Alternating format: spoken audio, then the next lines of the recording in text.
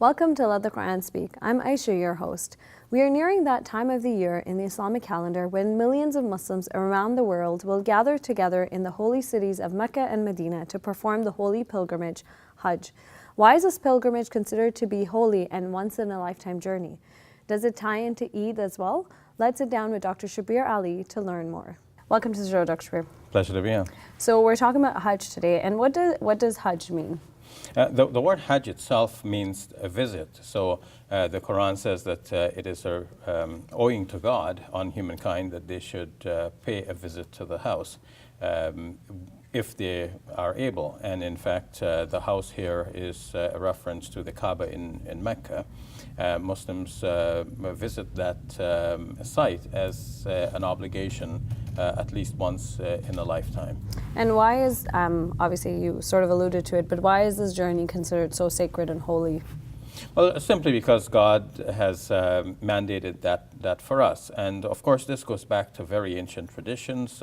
We are told in the Quran that Abraham and his son Ishmael raised the foundations of this sacred place and dedicated it as a house of worship for those who want to go and consecrate themselves before God. So pilgrims will be in a state of consecration where they're not allowed certain things which are normally allowed for us because they're in that state of dedication and devotion. To use the Arabic term, they are in ihram, which means that they consider certain things to be prohibited during that period of time, so that they can concentrate and devote themselves to the worship of God. So it sounds like there are similarities between Ramadan and when you're fasting and Hajj to a certain extent. Yes, Ramadan is just, the period of consecration is from morning till evening. Here, the period of the Hajj could be up about 5 days of being in that state of consecration. So let's walk through Hajj in and of itself. What does it entail? How many days is it? It's, as I indicated, it could be 5 days, and usually it starts on the 8th day of the 12th month of the Muslim calendar, the month known as the Hajj, the Hajj month, basically. So on the 8th day, the pilgrims will enter the spirit of consecration. Men will don 2 pieces of unsewn clothing, usually white, and that too shows dedication before God and staying away from all of the luxuries of life to the extent that even the clothing are of the most basic kind, just kind of a wraparound, a shawl type on the shoulders and a wraparound around the waist. And then the pilgrims will move towards a place called Mina where they will encamp. And there they will basically, that'll be their station for the next 5 days. The following day, which is on the 9th day, that is the most sacred day of the Hajj. And on that day, the pilgrims will go to what is called Arafah. It's a vast plain where they will be performing some devotions, and mostly they will engage themselves in making dua or supplication, pleading with God for all of the things that we normally ask for, but now we're asking more intensely. The following day is the day of Eid that is celebrated worldwide. That is on the 10th day of the Hijjah. That is the day that the Muslim pilgrims will be offering their sacrifices, and Muslims worldwide will also be offering their sacrifices. And this sacrifice commemorates that which was intended by Abraham when God in the book of Genesis is said to have commanded Abraham to offer his son as a sacrifice. In the Quran, the command to Abraham is not direct. He sees in a vision that he's offering his son as a sacrifice, and before he could complete that act, God gave him an animal to sacrifice instead, thus saving the boy.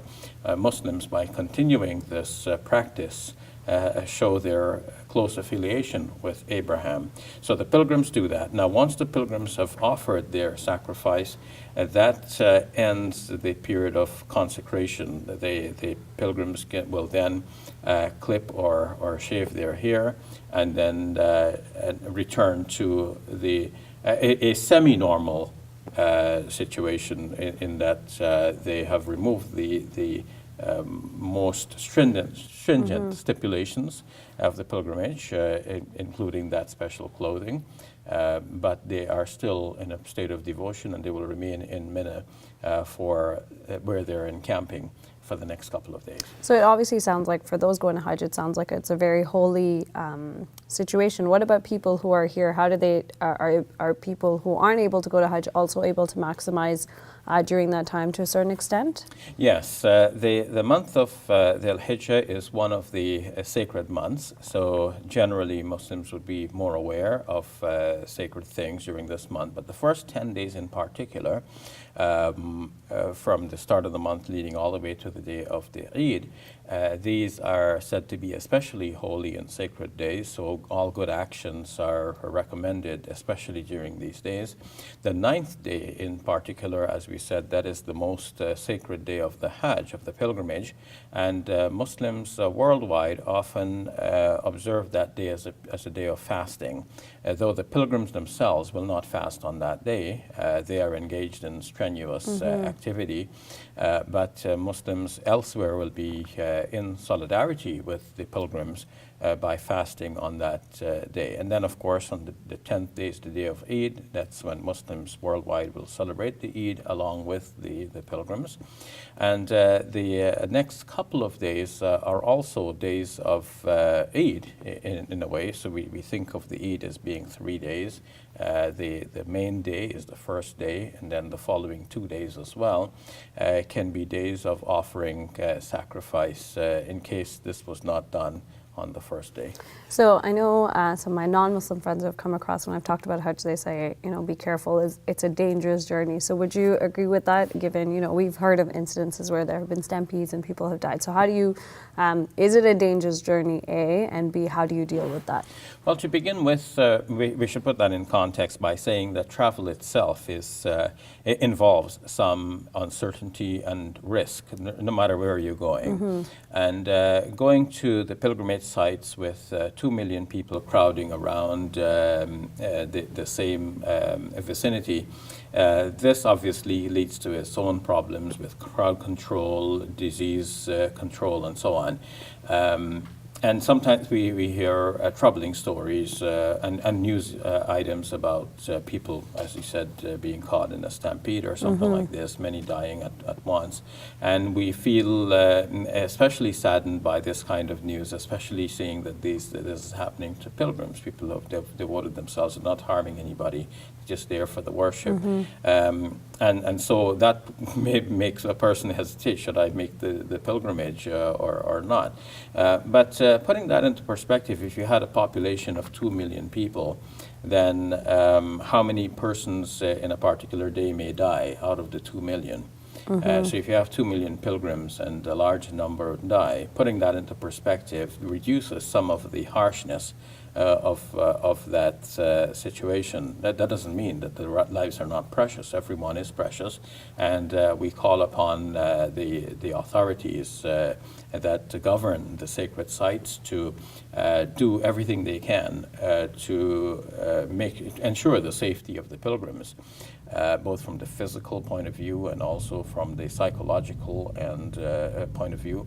They should do everything that is necessary to manage the crowd in the most perfect manner possible, and also to control diseases from being spread among the pilgrims. I guess just as we wrap up, what advice do you have for anyone who's preparing for Hajj or going to Hajj? How do you spiritually prepare? Because it does sound like it's very spiritually intensive. So how do you get ready for that? Well, like anything, one has to, get ready. One has to be in the mood. And to get into the mood, what do? You start, first of all, it's very important to learn the precepts of the pilgrimage because there are things to be done in a certain way and in a certain sequence. And often people are there on site and they get everything mixed up, and then they ask, okay, I've made this mistake, so how do I remediate now? So it's better to, first of all, to learn that information before you go. go. You get a visual impression, attend the Hajj seminars, read books, learn as much as you can, and then when you go there, be with a reliable guide as well, because it's one thing to read in the books theoretically that this is how it's done, and then you're there on the scene and things don't correspond exactly to the way in which they're described in textbooks. So how to adjust to that reality there on the scene requires a reliable guide. So be with a reliable guide, but don't follow the guide to the extent of repeating verbatim prayers that sound so mechanical. Prayer to be really meaningful has to come from the heart, and it can come in any language. God understands all languages. I see people there at the pilgrimage sites, they're just repeating phrase by phrase in Arabic, even though they're not Arabic speakers, and one wonders, do they really feel the essence of what they're saying? So say it in your own words, and with feeling, but at the same time try to become familiar with the traditional sorts of prayers that have been offered, and be aware of the kinds of things that Muslims shouldn't be saying in a prayer. You need to be in a state of reverence, and you need to ask for good things in prayer. Perfect. I think you wrapped it up very well. Thank you very much, Dr. Shabir. You're welcome. Hey YouTube, we hope you benefited from this video. If you liked it, or if you didn't, let us know in the comments below. And if you're interested in learning more, check out some of our other videos. And don't forget to subscribe so you can get new videos every Monday, Wednesday, and Friday.